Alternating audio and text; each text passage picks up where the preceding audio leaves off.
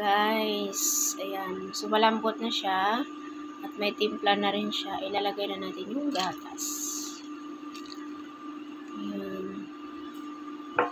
At syempre, hindi mawawala yung additional na mushroom soup. Ayan, mushroom soup yan guys. Mix ko lang yan. Haluin lang natin. Ayan.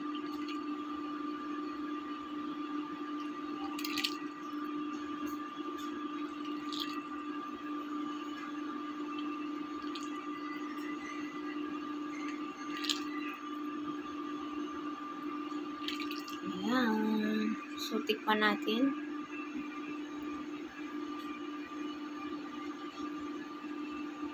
Banday lang natin kumulo.